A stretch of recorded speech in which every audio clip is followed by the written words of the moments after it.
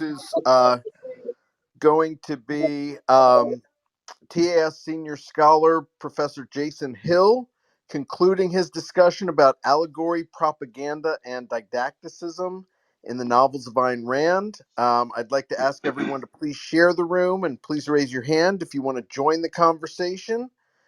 Jason, thanks again for doing this topic. And yes, let's start with a recap of what we talked about last week. Right. So last week I really sort of focused definition on Romanticism as really Rand characterizes it in the Romantic Manifesto as a 19th century movement, but it really is, going by the proper definition from the various works, myriad works on Romanticism, an 18th century literary movement that started. And so last week I talked about the basic fundamental characteristics of Romanticism as it emerged in the 18th century, among some of its major players like Wordsworth, Byron, Shelley, John Murray,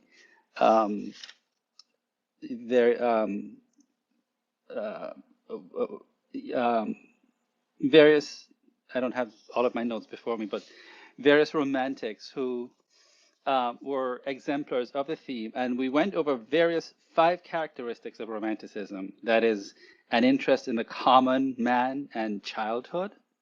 Right? It was very interesting. It's one of the key features of Romanticism, an interest in the common man and childhood. Strong senses, the prioritization of emotions and feelings over reason.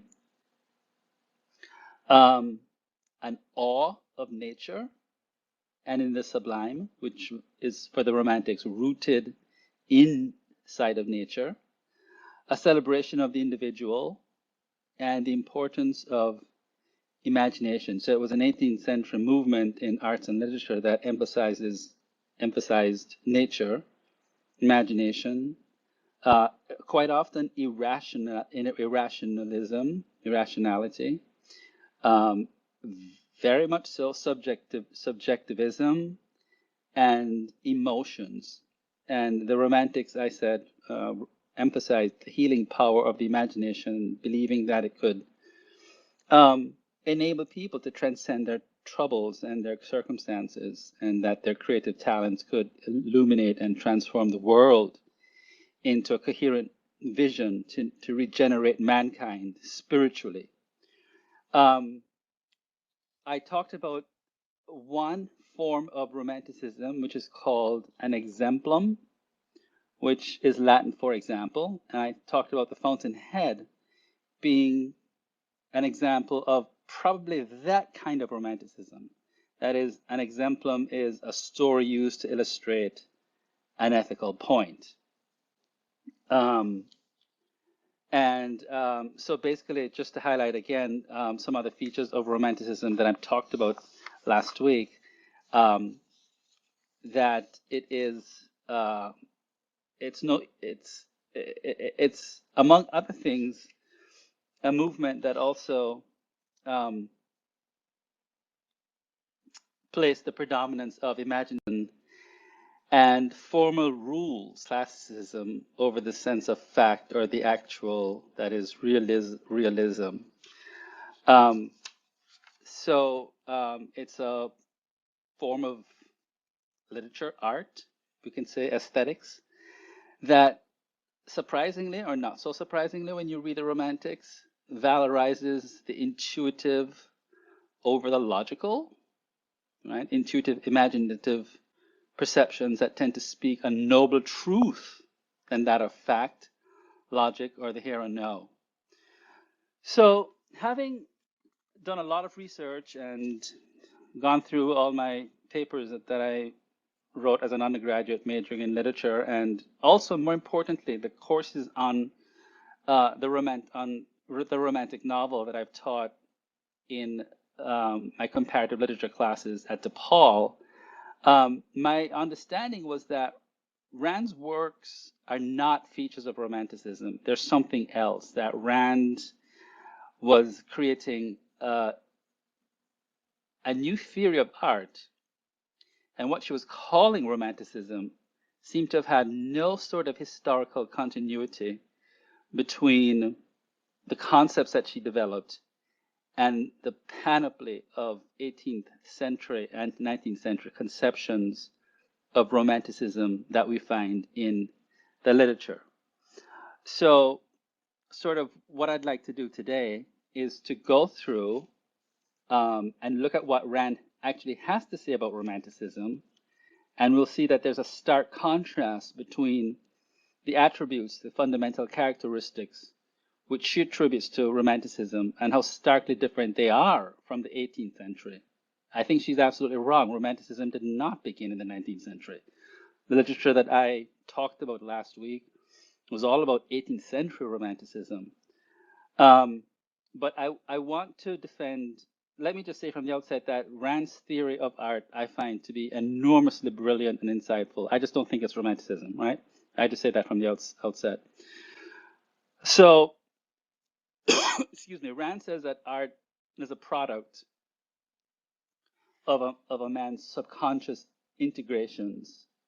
On page 93 of the Romantic Manifesto, of his sense of life, to a larger extent than of his conscious philosophical convictions, since artists, she says, like any other men, seldom translate their sense of life into conscious terms.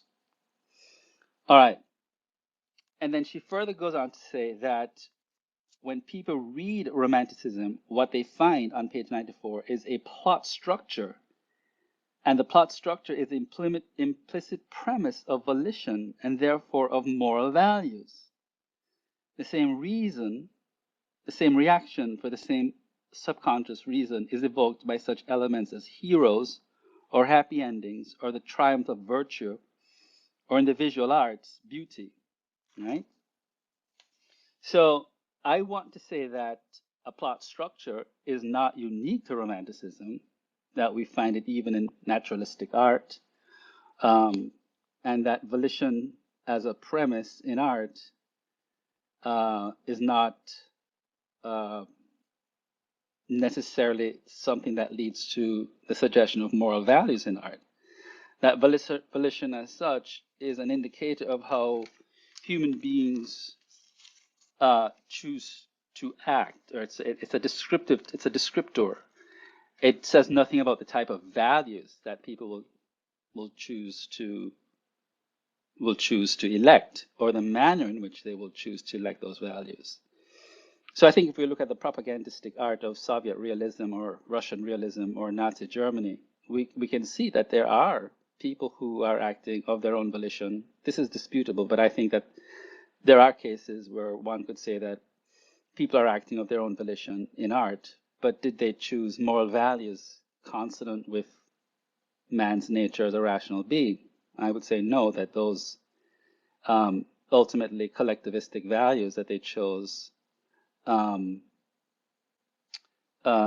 were eventually destructive of man's nature and inimical to man's nature as a human being. So a plot structure in a story, I think, is neither the creation or the exclusive province of Romanticism.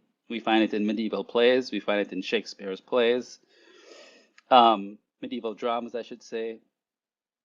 We find it in Greek tragedies, although in her lecture on the aesthetic vacuum of our age, Rand has an extensive disagreement with plot being existent in the Greek tragedies, which would be a conversation for another time. I find myself disagreeing with her there.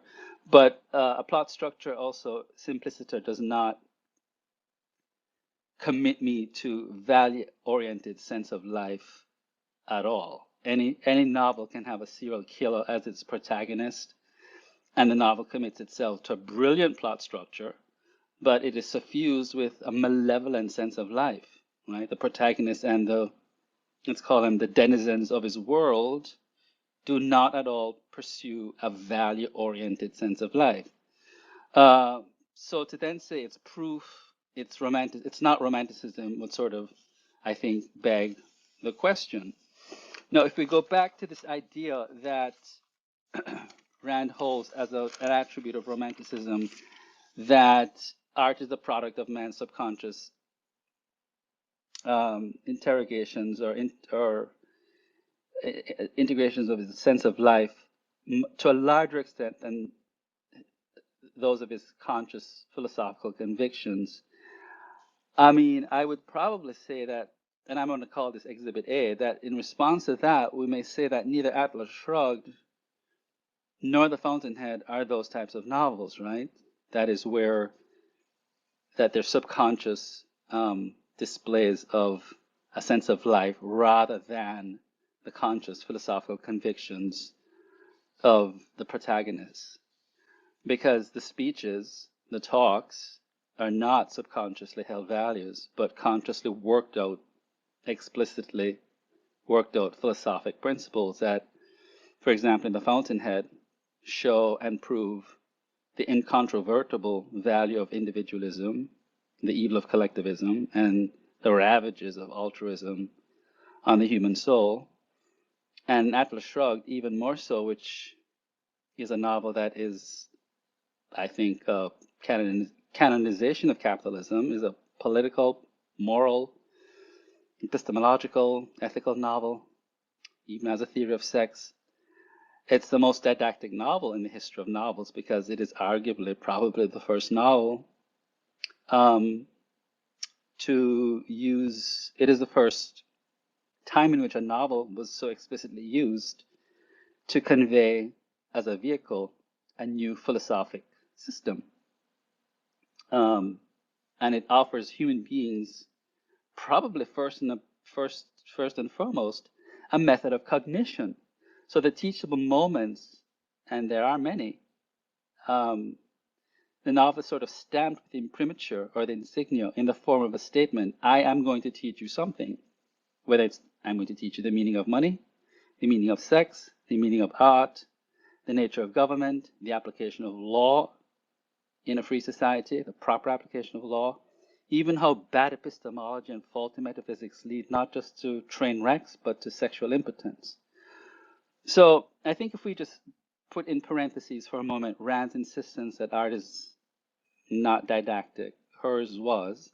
As I said last week, few people get aesthetic pleasure from,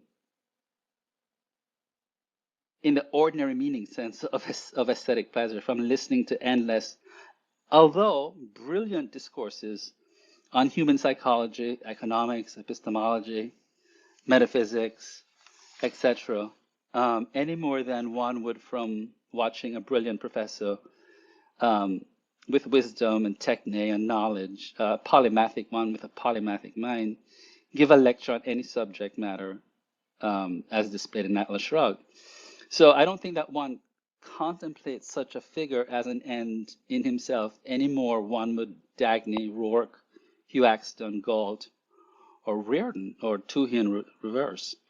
Right? We sort of learn something from them. I don't know that one gets aesthetic pleasure from contemplating the conversation between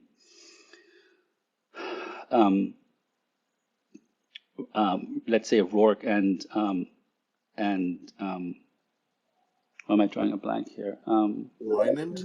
Wynand. Thank you, Wynand, on the that those lovely conversations on the yacht. So a book that is a canonization of capitalism, where the philosophy, core philosophy, in some sense supersedes the actual storyline, may contain elements of Romanticism, as I said last week, but it is not emblematic or a definition example of Romanticism. And I went through those 5 features of Romanticism. So Rand seems to break entirely with the 18th century notion, and her definition, which she admits is new, has little historical or literary continuity between the definition she offers and those advanced by the 18th, 19th, and 20th century theorists of Romanticism. So she seems to be creating a sort of a neologistic, although proper one, because she does give a really, really thorough definition of what she means and I'll get to this later, by what she means by an ideal man could never have been produced under Romanticism because of altruism. In her new formulation of Romanticism, she says the definition of Romanticism given here is mine. It is not a generally known or accepted one. And she says there's generally no accepted definition of Romanticism, nor any key element in art, nor of art itself. I think this is both empirically false and philosophically untenable. And unfortunately, one of the tendencies of, I say this quite respectfully, of course, as somebody who is a great admirer and appreciator of her work, but one of the tendencies of Rand to make very sweeping generalizations, as she often did in philosophy, which overlooks the traditions and genres within 18th and 19th century notions and conceptions of Romanticism that we looked at last week. So I think one is free to sort of formulate a very new theory of art, which I think she did in What is Romanticism? But what one cannot, with total disregard for its analytic and conceptual antecedents, simply substitute them with a new definition of one's own and call it Romanticism. So I think a scholarly and respectful definition would reconstruct the vague manner in which one might think Romanticism was built and defined and sort of build on it. But here Rand, I think, implies that before her definition in the manifesto, Romanticism was a non-concept or an anti-concept or a nonsensical concept, or an incomplete concept would be the most charitable interpretation. And I think such disregard for the historical minutiae, which when codified gave 18th and 19th century Romanticism some definitional status, is a little bit hubristic, just a little bit. So the definition of Romanticism most emphatically did not start with her delineation in the 1960s when she first published it in her volume 4 of the January to December 1965 edition of the Objectivist newsletter. And I think Rand tries to evade the didacticism that must inhere in her version of Romanticism by insisting that the most distinctive characteristic of Romanticism is a product of subconscious premises, right? This is the case of almost all fiction writing, including the novels of even someone like Stephen King, which she talks about the horror genre in the Romantic Manifesto. But what kind of subconscious premises, right? They have to be the kind that she says on 102, that they project a benevolent, childlike sense of life, one that glorifies man. There's nothing in the history of Romanticism that says the romantic protagonists must present a childlike, benevolent sense of life that glorifies man. That's Rand's amazing sense of life being translated here into a definition of Romanticism, which is actually quite alien to 18th century Romanticism, I think. All right, so subconscious premises, I think, are necessary conditions, but they're not sufficient conditions for Romanticism. And once we enter the realm of a presentation of virtues, embodied virtues, we enter a world of cognition, of a particular application of reason to the problems of reality, of abstracting from the myriad traits man possesses, and the one a romantic writer considers metaphysically important, right? So for her, Romanticism's essential characteristics is the projection of values, of moral values. The flaw that runs through the history of Romanticism literature, she thinks, is its failure to present a convincing hero. And a convincing image of a virtuous man, she thinks, is not possible because altruism has made this possible. Now, this might be true, and I think this is the case, that a convincing image of a virtuous man has not been made possible, and I probably would dare to say before Rand's work, because she explicitly showed how altruism interfered with man's self-esteem and his ability to perform efficaciously throughout life.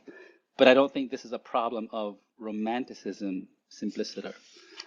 Okay, wrapping up, I want to say that prior to the 19th century, um, she says literature presented man as a helpless being whose life and action were determined by forces beyond his control, either by fate and the gods.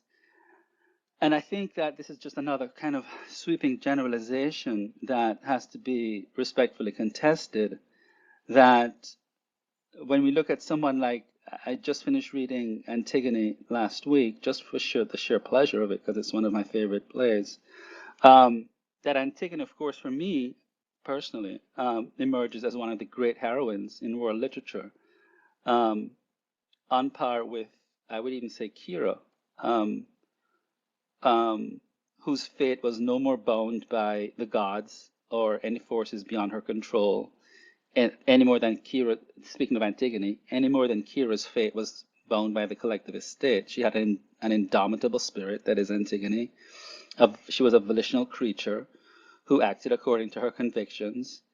And the theme of the play is all about pride and moral integrity. And I think by Rand's own standards, we could see Antigone as a sort of forerunner to Romanticism.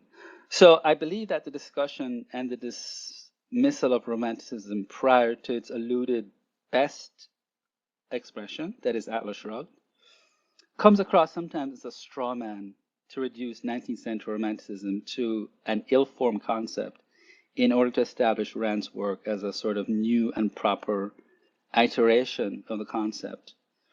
So I believe in the spirit of scholarly and open objectivism, much needs to be rethought about Rand's a historical reworking of Romanticism, a reworked endeavor that places Rand's oeuvre as the singular exemplar of the genre itself. So I'll just say that Atlas Shrugged and The Fountainhead both have characteristics of Romanticism: the primacy of the individual, the primacy of imagination. But properly speaking, the way that Rand has defined Romanticism conceptually, which seems to have very little connection with its historical antecedents in the 18th century, one would be hard pressed to identify the novels as constitutive examples of Romanticism. And I'll just end there. Okay. Well, great. We want to encourage everyone to share the room and raise your hand if you want to be part of this. Our TAS founder, David Kelly, is here. I will defer to you for the first question. Thanks, thanks, Scott. I'm sort of the honorary first questioner on these Clubhouse calls, and sometimes, the topic is right up my alley. This case, no, I'm not a specialist in aesthetics, so I've just been mainly listening. But I do just two quick points. One is we recently published a book by Walter Donway, a collection of his essays called Romanticism Reborn. And he has some essays in there that, might be, are cover some of the same ground as what Jason's saying and raise some of the same questions. So I'll just mention that as something that people interested in the topic may want to read. The other thing, more substantive, is Jason, Rand did comment extensively, or significantly anyway, on two 19th century novelists in particular, Dostoevsky and Hugo. Hugo was her hero in a way, among others. You mentioned the Polish writer, I can't pronounce his name, but the who wrote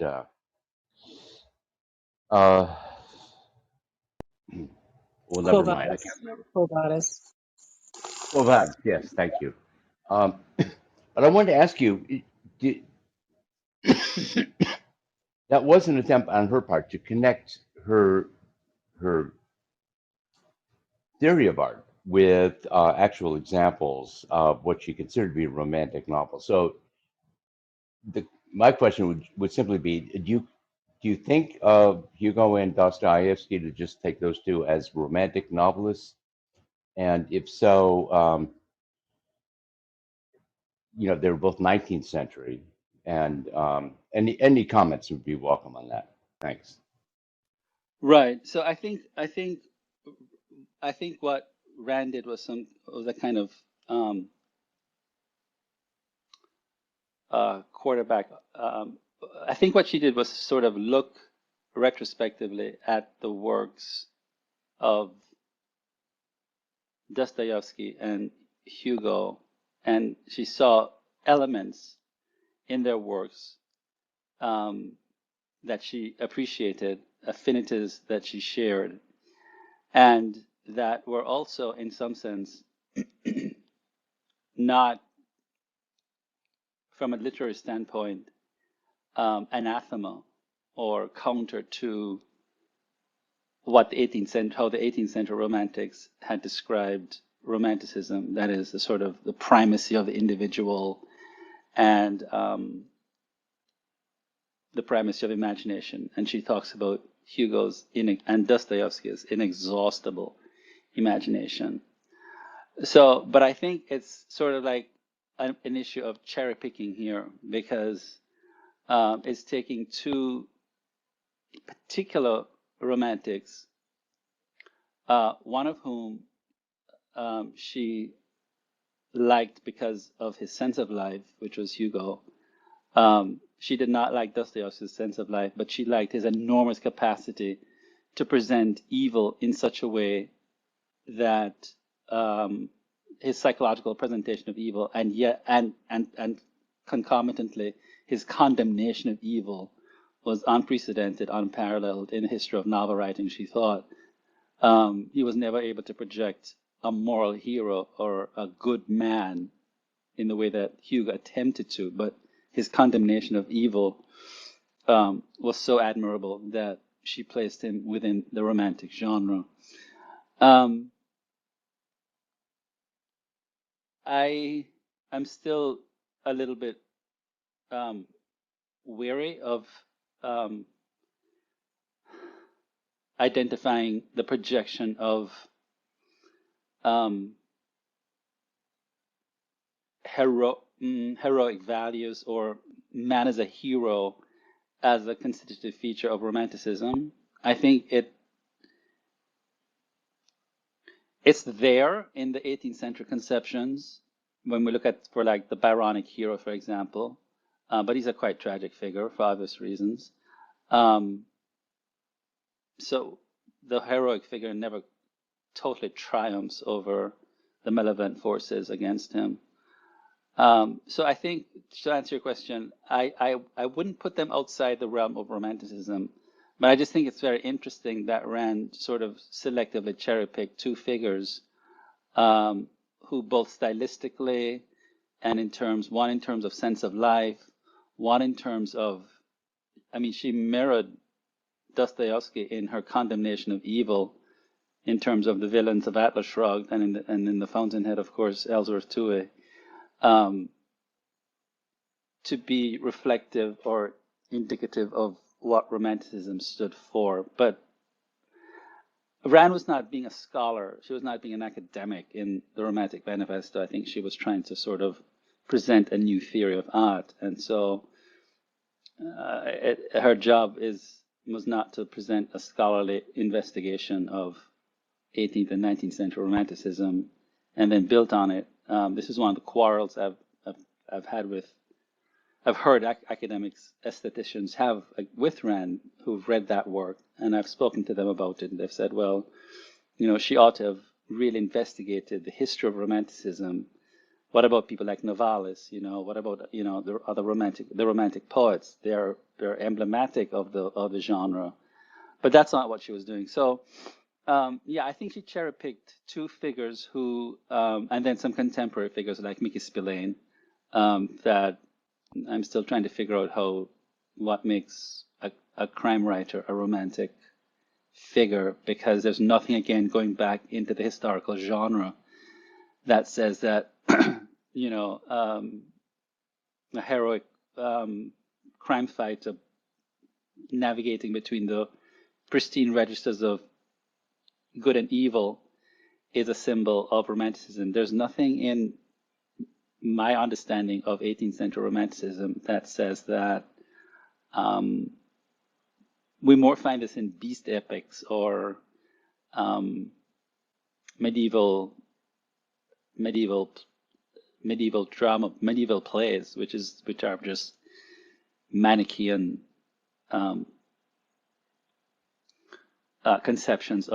binary conceptions of life, good and evil, and one fighting on behalf of the other. But I don't see that as a constitutive. I really don't see that as a constitutive feature of Romanticism. I don't see anything in the literature that suggests that the way that she presents Mickey Spillane, that he's an emblematic figure of how the 18th and 19th century Romantics configured Romanticism.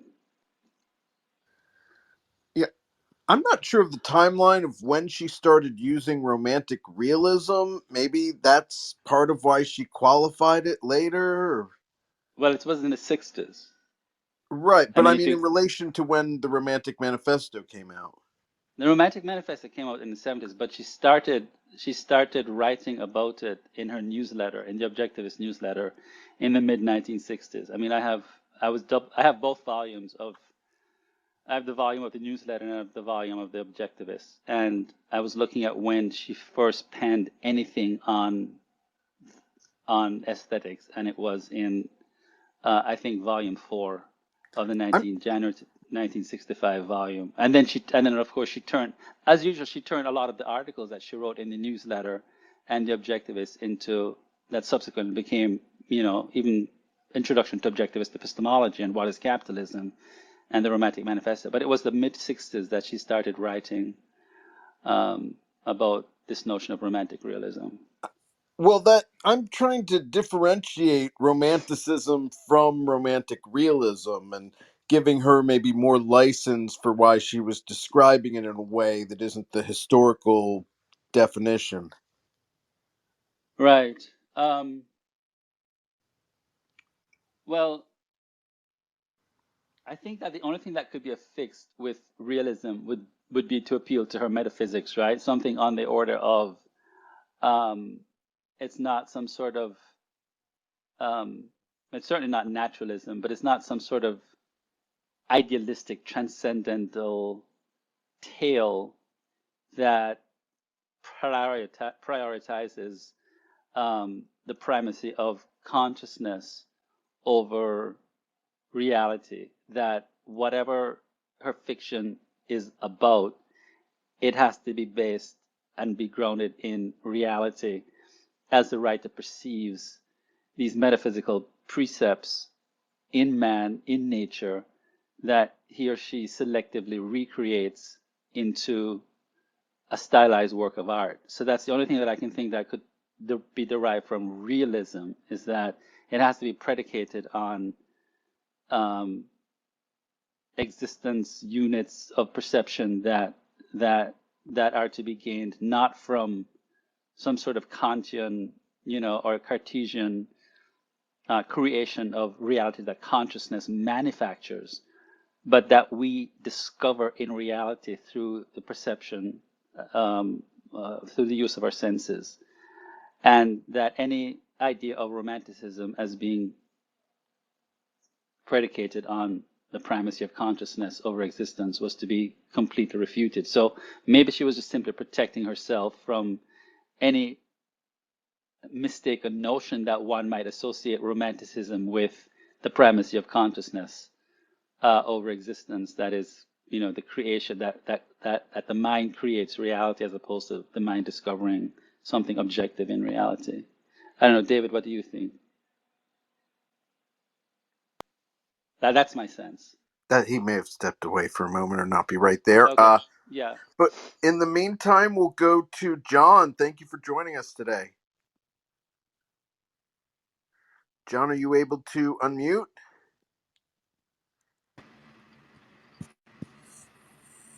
I'm going to have to check out and come back. You're here. We can hear you. Oh, fine. All right. Thank you. Thank you again, Jason. Really excellent. Um, I was wondering two things. One, what do we know about her assignments as a script writer, script rewriter, her work in Hollywood, and who she associated with in terms of the aesthetics and where her ideas might have come from there? And then, secondly, um, I missed how you would characterize her aesthetics. What do you call her two great novels? What what what category do you put them in? Well, thank you, John. That's what I was struggling with last week when I said that uh, they're when we look, and I could not have given a thoroughly scholarly reconstruction of Romanticism last week, but when we looked at some of the fundamental characteristics of Romanticism, and there were five of them that we looked at, and, especially this valorization and this of childhood and of the primacy of intuition and feelings over reason, um, which clearly are not values prized by Rand at all or glorified in her work. I was trying to find a moniker that would best describe her work, and I think I guess I'm satisfied with the idea that she wrote highly didactic philosophical thrillers or highly didactic philosophical novels. The didacticism is there. Didacticism is not a feature of Romanticism, notwithstanding Victor Hugo's. I think Rand's right. I just skip over those long essays on history. But those aren't didactic. Those are more informative. There's nothing that I don't find there's anything didactic in Victor Hugo's work. But didacticism is not a feature of Romanticism. So I feel comfortable describing Rand as a philosophical fiction writer, right? Because that's really, really what she is. She's in both her major novels. She's presenting a philosophic system in fictionalized form. So I think of her as unprecedented in that way. There have been writers who have attempted. Jean-Paul Sartre comes to mind, and I do appreciate Sartre as a philosopher, and I like his plays, but not his novels.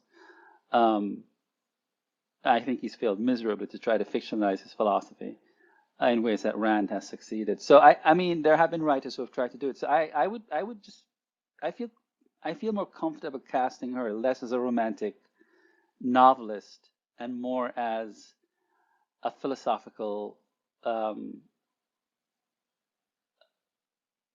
a philosophical novelist. That's how when I teach when I teach a course called I teach two types of different courses in literature. One is the Victorian novel, and one is the philosophical novel. And I always include her Atlas Shrugged and the Fountainhead in the philosophical novel course that I teach, because that's what it is. She's a philosophical novelist. I mean, that's the best term I can think of using. She's a philosophical. That's not even doing justice to her work, but that's what she is. She's a philosophical. No, I think she's a philosophical novelist. Good. Jason, can I jump? This is David. Can I just jump in for a second? In that course on the philosophical novel, what other works do you read that you would consider to be philosophical novels? Well, I do parts of. I cannot do all of Victor Hugo, because there are philosophical themes that are there. But I do a lot of the existentialist works. I do a lot of Camus, um, The Plague, The Stranger. Um, although I don't particularly like the novel, I think if you're going to teach a course on the philosophical novel, you have to teach Nausea, which makes me Yeah. nauseous. Actually, it makes me nauseous. But so I teach Nausea. I teach all of Camus' plays, the five. Let's see, The Misunderstanding, Caligula, all the plays that he wrote, I teach. I just include the plays as part of the novels. Strangely, I think I teach some of I include Hard Times because I do think it's a philosophical novel, albeit in a very, very disguised way, and I also teach The Heart of Darkness in that course. Because I think it's a quasi philosophical discourse on several, let me just say several things. I won't get in because that's going to lead to a whole different conversation. But I do think it's I find it to be a very philosophical novel on the nature of identity, on the nature of the self, on many, many things. I find it quite philosophical. One I would want to Um, see in that course would be Huckleberry Finn. yeah, I've never taught that novel. No, no, no. Jason, wondering if you've spent any time on Ayn Rand's early fiction. I find it some of the most interesting and enjoyable to read. Not necessarily it's not didactic, Right. except perhaps Red Pawn to an extent. But it's just these fun stories, short stories. Um, some fun, actually. The husband I bought quite tragic, but it's just a little bit more of a window into her as a developing Mm. novelist and a developing literary artist, as opposed to a developing philosopher. Well, that's interesting because I actually do teach Red. I forgot to mention I teach Red Pawn as a short story. But I like the early Ayn Rand, and I read it just for my own pleasure. I mean, I think Madonna had actually. Can you believe this? Of all persons, Madonna had has bought good copy. um, so yeah, I think Madonna optioned good copy years ago. Um, and which other one do I like? I like The Escort. I think that's a very kind of naughty story. Um, and I like the plays. I actually held a reading group years ago on Think Twice and Ideal. So I like her short stories a lot because um, they're just. I mean, I guess I haven't read that much of Henry, to be honest with you.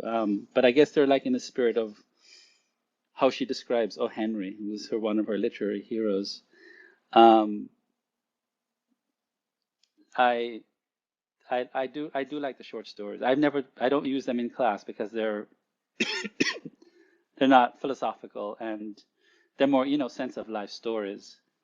But I do include Red Pawn because it's very accessible and it's very short and the students love it more than they actually like aspects of. They don't like me assigning John Gall's speech at all. But they Well, actually like the speech. They actually like the speech at the end. They appreciate it. They just don't like to be forced to read 60 pages of someone talking. Um, well, if they like Red Pawn, then they'll love Red Pawn, the graphic novel and the animated series. yeah, they should. They should. Yeah. Very nice. I just wanted to go back to something from last week's discussion. You and David were talking about in Atlas Shrugged. It was almost what could be seen as a bit malicious by Rand with the people that were responsible and their moral degree of responsibility in each car of the train. And I wanted to just offer another interpretation that she's trying to show people that becoming tools of a corrupt establishment, can't protect you from the facts of reality, like putting a coal train through tunnels. Um, yeah, but there's a glee. There's a sense of glee with which they're offed. They're shanked. To use a colloquial term, which I rarely use, but they're just killed off with this kind of um,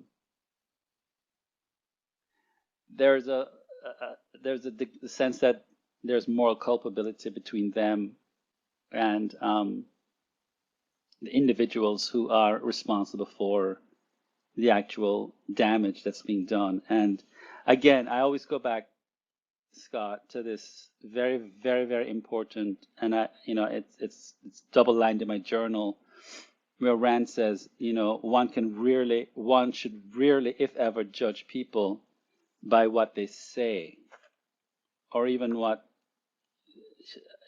by what they say. One judges a person by what he or she does, because people often say things and later change their minds on what they say. I thought that was very, very benevolent, and I thought it was very, very insightful of her. And one could say the same thing about beliefs, in the sense that you don't kill people off because of the beliefs. All of these people held beliefs. There was nothing to suggest that they had ever translated their beliefs into any kind of ominous action. The sociology professor, the mother of two children, um, you know, the woman in room at car 8 who believed that as a consumer she had a right to transportation, whether the railroad wished to provide it or not. She's killed off. The businessman who acquired this business from a government loan under the Equalization of Opportunity Bill. Again, there's the degree of culpability. There's nothing to suggest that the belief tied them with some kind of action that translated into the infliction of harm done onto people. So, I'm saying that it's not even that she's necessarily saying they deserved it, but are symbolic of the types of people that allow this type of dystopian world to come about. yeah. I see what you're saying. Yeah. That's fair. Well, so that I mean, this is one of the benefits of the open approach, but you can we can speak our minds, and I'm just curious how much of this involves kind of a reassessment of Rand, kind of taking into account what some of these academics have been saying about how she misused Romanticism. Well, I don't really take academics seriously on Rand, for the simple reason that very few of them read her seriously and read her charitably. This comes from my having taught in the comparative literature department for 9 years, along with teaching the philosophy department, and having taught a lot of romantic thinkers, and also reading a lot of theory on Romanticism, and also having my first introduction to Ayn Rand was not The Fountainhead or Atlas Shrugged. It was really, well, it was, but the first book of hers that I actually did read, because I did not like The Fountainhead at first, I grew to like it the second time I started it, was the Romantic Manifesto. So I have a great appreciation for what Rand has accomplished in the Romantic Manifesto. What she says about that essay on art and cognition is truly, truly a brilliant essay. It's probably the most brilliant essay in the book. And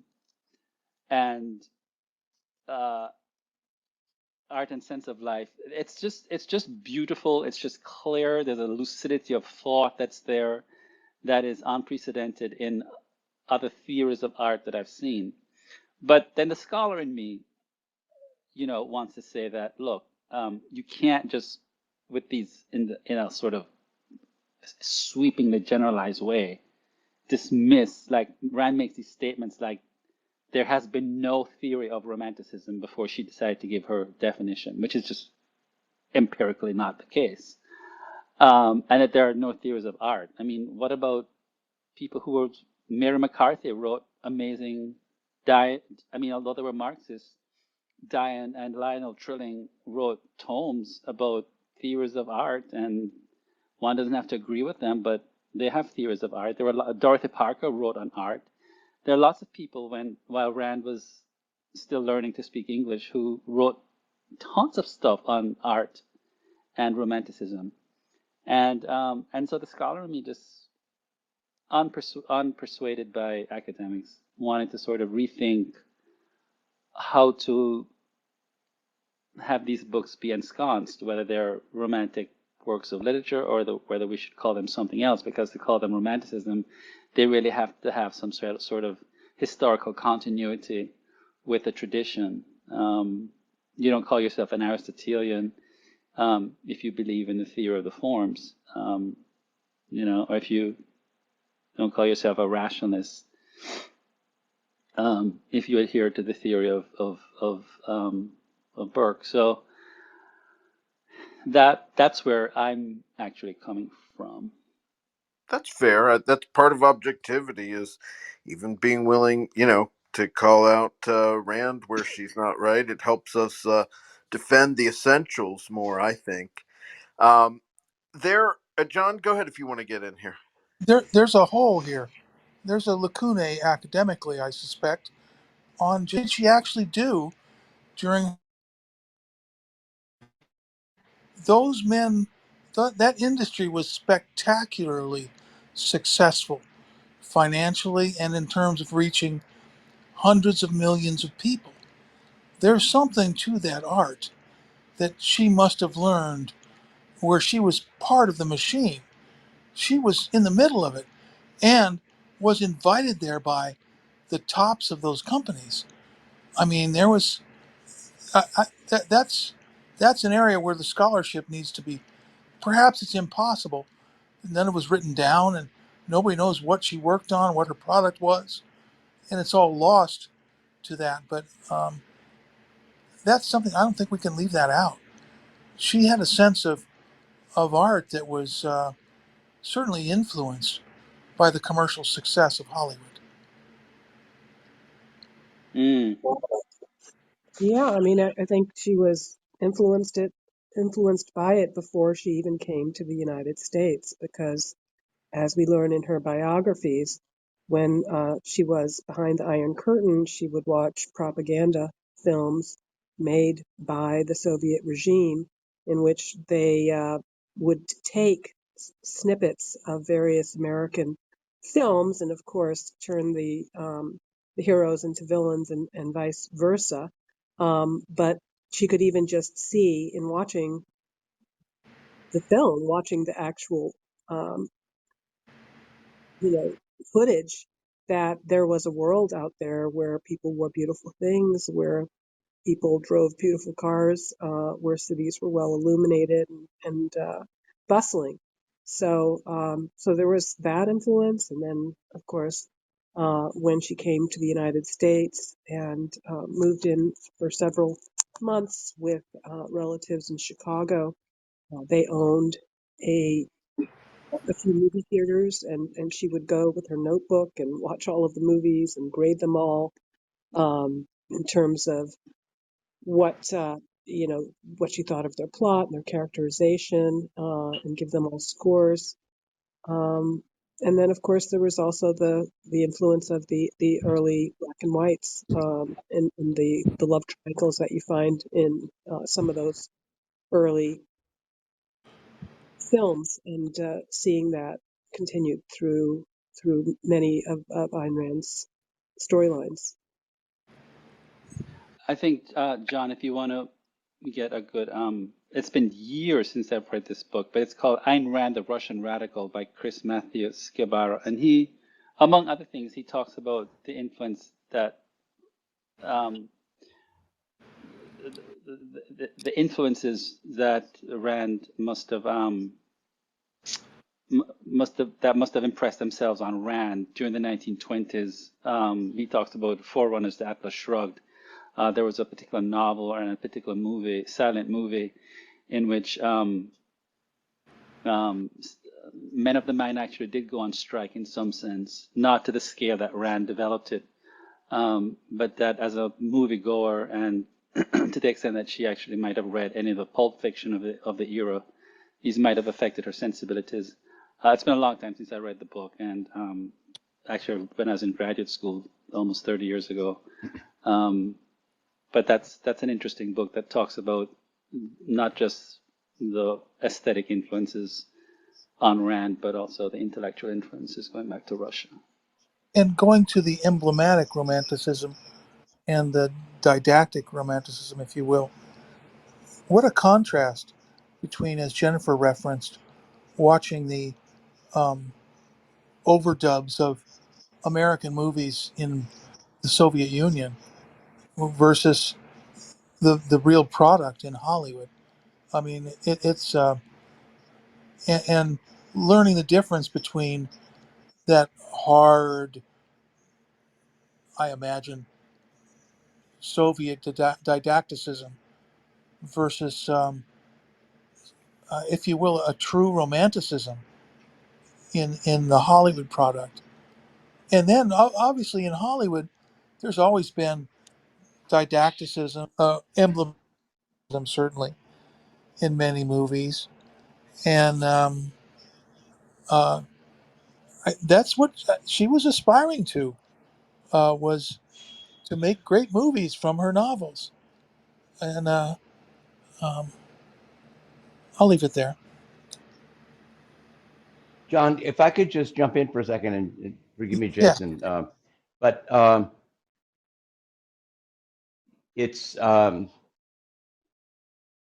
Heller's book, Ayn Rand and the World She Made, is a detailed biography, and I can't. It's been a while, but I'm sure goes into all the Hollywood background. But one thing, so I recommend that book, Anne Heller, Ayn Rand and the World She Made, if you haven't seen it. But the other thing is that many people have observed that even in Atlas Shrugged, which has obviously more philosophical presentations than other novels, her other novels, there it's easy to see that she was a screenwriter. There are many scenes in the movie where it was written as if this is intended to be filmed. The one example I remember is when we first meet Dagny Taggart on the train in chapter 1, part 1, chapter 1. The description starts with her leg and moves up to her full figure as she's sitting in a Taggart transcontinental train. We had a talk once, I think it was by maybe Mimi Gladstein on that score. And in that respect, or related to it, I just want to push back a little bit on Jason about Atlas Shrugged as a didactic novel. I agree with what you're saying about, it has philosophical speeches that are intended to inform the audience and inform the reader, not just to tap his sense of life. But Atlas Shrugged is an amazingly well-constructed novel, as far as I can see, that, it is suspenseful. It is a page turner. The plot, and I've spent a lot of time on this when I was helping with the movie adaptations. There's so many things that are just clever, unexpected twists and turns. So her imagination was well at work on top of her philosophical points. I don't deny what Jason, what you're saying about the philosophical content and the explicit didactic lessons, but I do think it has. It's not. I've read other libertarian-oriented novels that are just frameworks for making a philosophical point. Atlas is a really interesting story. So I'll leave it there. Great. I don't know if you want to comment quickly, Jason. We're at the bottom of the hour. So we have a ton of stuff going on at the Atlas Society next week. Monday, Stephen Hicks will be joining our July book club on explaining postmodernism. We'll be back on Clubhouse Tuesday, Thursday, Friday. Richard Salzman will be back on Friday. Even Wednesday, we have Scholars Asking Scholars with Jason Hill being interviewed by Richard Salzman. That should be a good one. Big week upcoming. You can find out all about it at atlassociety.org/events. Thank you to Professor Hill and everyone who participated today. Hope you'll join us next week for some great content as well. Take care.